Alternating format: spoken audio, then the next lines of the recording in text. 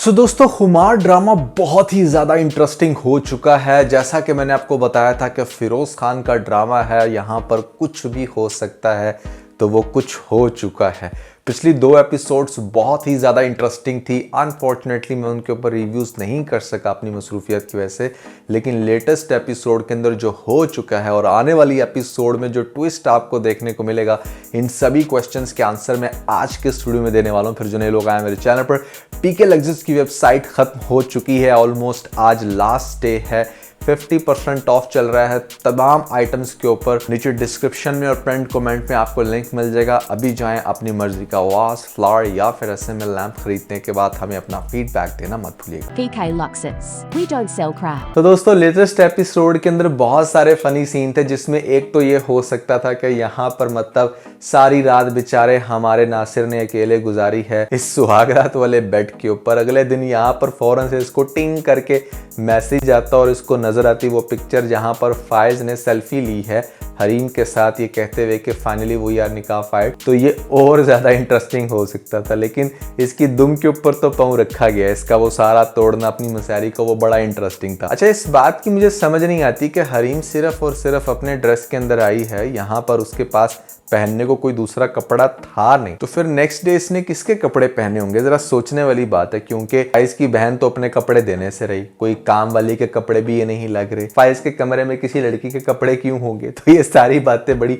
मैं सोच सोच के हैरान हो रहा था कि एक्चुअली में क्या हुआ होगा। आपको ये भी दिखाना चाहिए था कि फाइज ने उसके कपड़ों को कैसे अरेंज किया, क्योंकि वो जाकर तो ठीक है अपनी माँ की तरफ से ले आई, लेकिन पहले कहाँ से कपड़े है, ये चीज सोचने वाली है। और ये वाला सीन देख के तो मतलब मेरा कहका निकल आया, जहां पर फाइज की बहन कहती है, और वैसे भी जब सारी दुनिया फाइज भाई की चॉइस पे थू थू करेगी, आपने रायान भाई के भी हीरा सिलेक्ट किया। अच्छा, हमना भाभी का मुकाबला तो वो लड़की कभी कर ही नहीं सकती। क्या बात कर रहे हैं? लो जी, ये जरा हीरा चेक करो।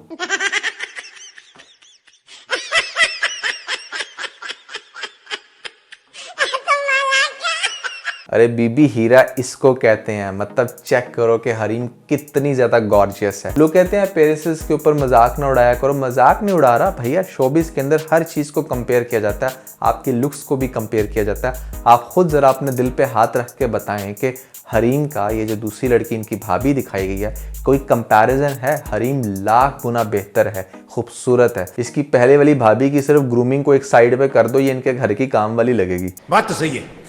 एक और पॉइंट की मुझे समझ नहीं आई कि यहाँ पर भाई हमारे फाइज को ऐसी क्या जल्दी पड़ी थी? शादी का पहला दिन है अभी तुम्हारा, तुम अपनी वाइफ के बिना खुद कैसे अकेले बैठ के नाश्ता कर सकते हो? ये जानते हुए भी कि ठीक है तुम्हारी वाइफ के साथ तुम्हारे घर वालों ने अच्छा सलूक नहीं किया, तो उनकी टेबल पर बैठ के इसका साथ में नाश्ता करना बनता नहीं था। और वैसे भी जब तुम जा रहे हो अपने ससुराल अपनी बेगम को लेकर, तो नाश्ता वहीं पर कर लेना था। ये भी पॉइंट बड़ा मुज़ाका खेज था कि जहां पर नासिर की माँ अगले दिन नासिर को डांट रही होती है कि हाँ तूने ऐसा क्यों किया, क्या प्लान चल रहा था तेरे दिमाग में?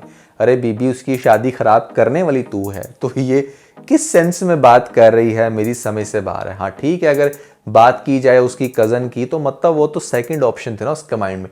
प्राइमरीली जो गलती हुई जिसकी वजह से आज हरीम उसके साथ नहीं है, ये उसकी माँ का कसूर है। सबसे तो पहले भैया, the most satisfaction part of this drama, जहां पर हरीम की फौरन से शादी करवा दी जाती है फाइज के साथ, क्योंकि अगर आपको ये दिखाया जाता कि मतलब अब हरीम घर आके रो रही है, 2-3 एपिसोड्स इसमें ज़ाया होती, उसके बाद यहाँ पर अपने प्यार के वादे करते हुए या फिर ऐसे में यकीन दिलाते हुए दिखाया जाता फाइज करैक्टर को। बहुत देर बाद अगर ये सीन होता कि हाँ भाई अब जाकर हरीम राज़ी हो रही है और फिर शादी हो रही है, तो शायद ड्रामा अच्छी खासी TRP खो देता। लेकिन बहुत अच्छा किया, दैट वाज गुड मूव, कि जहाँ पर इमीडिएटली आपको वो मोमेंट दिखाया गया जिसका बेताबी से इंतजार था। हरीम के साथ शादी होती है और उसके बाद भी इस सिचुएशन को ड्रैग नहीं किया जाता। सेम डे पर लेकर जिस टाइम आता है हमारा फाइज अपने घर में, तो यहाँ पर उसकी माँ का रिएक्शन देखने वाला। So that was a superb scene. और उसके बाद ऑनवर्ड आपको जितने भी सीन्स दिखाए गए इनके रोमांटिक सीक्वेंसेस, वो सब इंटरेस्टिंग थे। जहाँ पर फाइज का रूम को हल्का सा डेकोर करना, बहुत अच्छे से अपनी वाइफ को वेलकम करना, और आगे से हरीम के भी जितने रिस्पॉन्सेस थे वो सब इंटरेस्टिंग थे। ऑनेस्टली स्पीकिंग ड्रामे का ये पार्ट मुझे बहुत ही ज़्यादा इंटरेस्टिंग लगा। उसके बाद चल सो चल, वही सारी सिचुएशन है। लेकिन इंटरेस्टिंग सबसे बात ये है कि यहाँ पर अगर दिखाया गया है फाइज के घर वालों को कि उन्होंने बहुत बुरे तरीके से इंसल्ट किया है, तो हरीम भी बिल्कुल इस तरह की नहीं है कि बस चुप करके कोने में बैठ के रोती रहेगी और अपने हस्बैंड के आगे झूठ बोलती रहेगी। हाँ, उसने ये ज़रूर कहा कि ठीक है, सब आहिस्ता आहिस्ता ठीक हो जाएंगे, लेकिन दूसरी तरफ उसने उसकी माँ को बहुत अच्छे से टक्कर का जवाब भी दिया। फायज को इस चीज़ पे कॉन्फिडेंस में ले रही है कि चाहे कुछ भी हो वो उसका साथ नहीं छोड़ेगा। बात आ जाती है फायज के इम्तिहान की। दोनों के इम्तिहान होंगे यहाँ पर।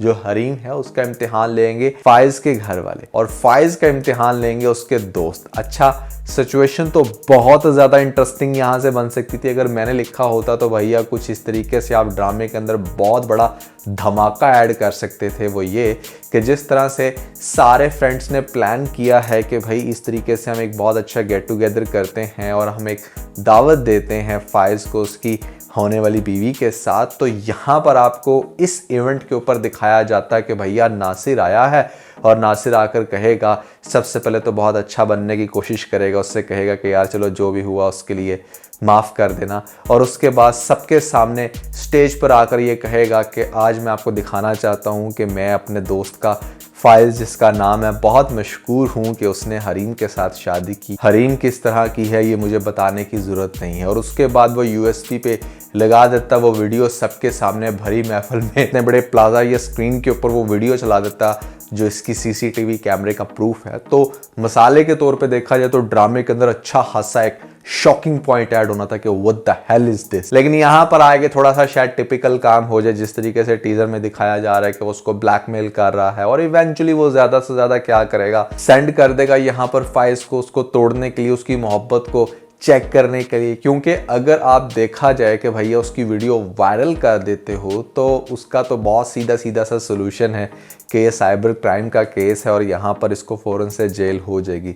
अब लेट्स सी कि इसको किस लेवल का स्टूपिड दिखाया जाता है। क्या ये आज भी उसी दौर में जी रहा होगा कि जहाँ पर ठीक है नेट पे वीडियो चढ़ा दी और उसके बाद लड़की को तो बदनाम कर दिया, लेकिन खुद फिर सारी ज़िंदगी या फिर एटलीस्ट 7-8 साल सुलाखों के पीछे काटा। तो इसको किस सेंट से दिखाएंगे वो एक अलग है। लेकिन हाँ, अगर इवेंट पर थोड़ी देर के लिए वो वीडियो दिखा के भरी महफिल में सबके सामने बाद में बंदा मुकर जाए कि हाँ भैया मैंने तो ऐसा कुछ नहीं किया, तो दैट्स अनदर केस। हाँ, गवाही तो उसके अंदर भी दी जा सकती है कि इसने इस तरीके से इतने बड़े इज्तिमा के सामने किसी लड़की की इज्जत को उछाला है। लेकिन कहने का मकसद यह है कि इसकी बहुत सारी इंटरेस्टिंग सिचुएशंस बन सकती थी, क्योंकि ड्रामे के अंदर आगे सिर्फ और सिर्फ थ्रिलिंग पॉइंट्स ही देखने को मिलेंगे, जिसमें खास तौर पे एक पॉइंट तो बहुत अच्छे से कवर हुआ जो मैंने आपको बताया था कि वीडियो यूज करेगा, वही सीन आपको देखने को मिला। अब आगे से दूसरा पॉइंट बहुत अच्छे से यूज होने वाला, जिसका जिक्र मैंने 3 हफ्ते पहले ही कर दिया था कि ये जो इसकी पहली वाली बहू है ना, जिसके ऊपर इसको बहुत नाज है कि हाँ ये बहुत ऊंचे घराने से लेके आई है,